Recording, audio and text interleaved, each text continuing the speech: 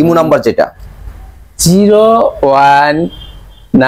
আসসালামু আলাইকুম। আজকে আমরা চলে আসলাম ভাইরাল টিকটকার আমাদের প্রিয় আপু। কেমন আছেন আপনি আপু? ওয়ালাইকুম সালাম। আর অবশ্যই আমি আল্লাহর রহমতে অনেক ভালো আছি। আপনি কেমন আছেন ভাইয়া? আলহামদুলিল্লাহ আমি ভালো আছি।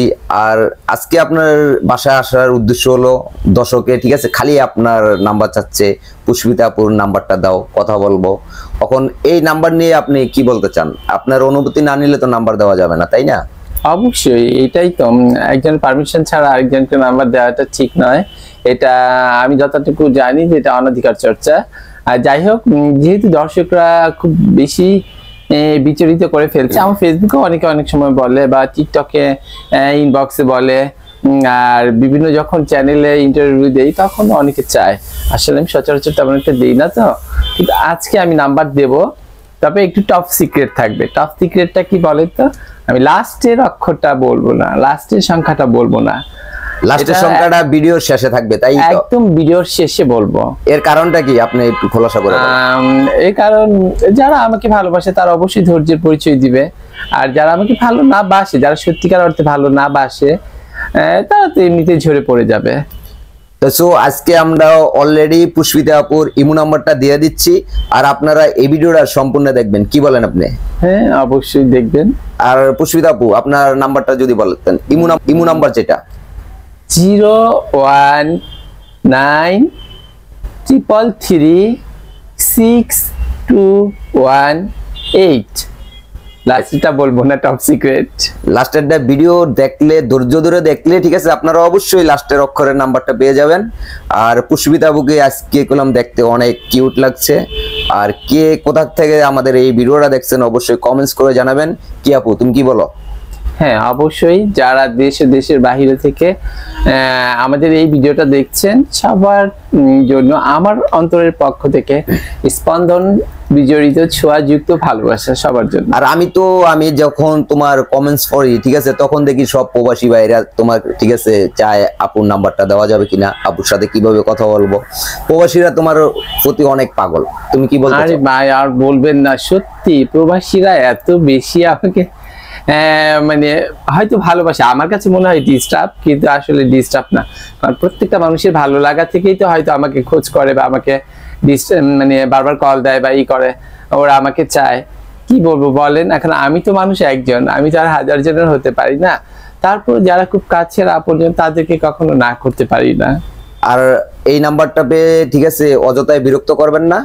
আর কখন তোমাকে ফেলে, ঠিক আছে, সব সময় তুমি ফ্রি থাকো, এই সময়টা বলে দাও। সব সময় বেশিরভাগ ফ্রি থাকি হলো রাত্র 12:15 থেকে রাত্র 2:30।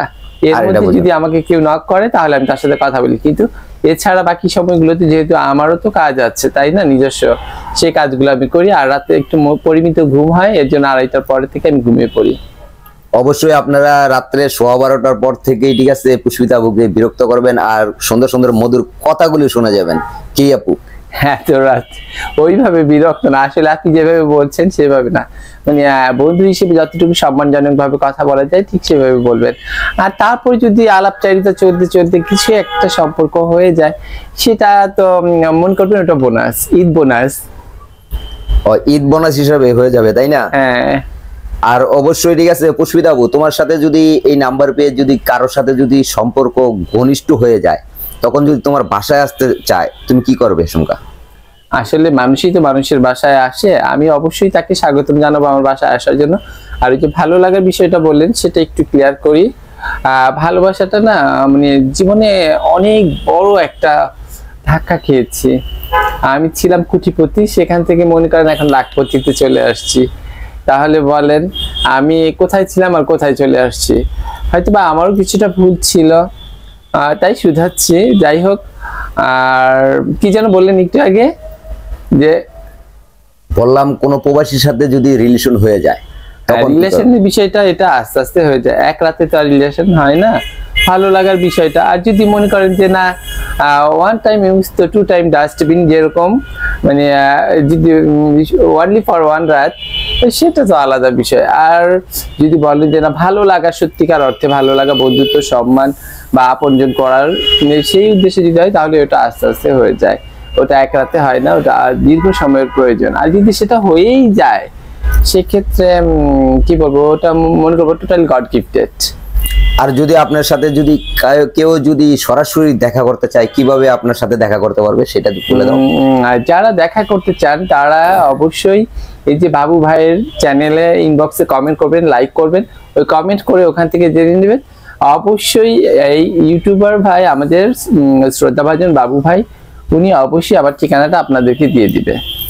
হ্যাঁ বন্ধুরা, অবশ্যই যদি পুষ্পিতা আপুর সাথে যদি সাক্ষাৎ করতে চান অবশ্যই আমাদের কমেন্টস করে জানাবেন। আর আমার ফেসবুকের আইডির নাম হলো এমডি বাবু মির্জা, সেটা তো আপনারা কল দিতে পারেন হোয়াটসঅ্যাপে, অবশ্যই আমরা ঠিক আছে আপনার সাথে যোগাযোগ করব। আজকের ভিডিওটা এই পর্যন্তই। পুষ্পিতা আপু ভালো থাকবেন, আল্লাহ হাফেজ। আপনিও ভালো থাকবেন, সবার জন্য অগ্রিম ঈদের শুভেচ্ছা তো অবশ্যই। আর তাছাড়া অন্তরের ভিতর থেকে আন্তরিক ভালোবাসা, দোয়া সবার জন্য।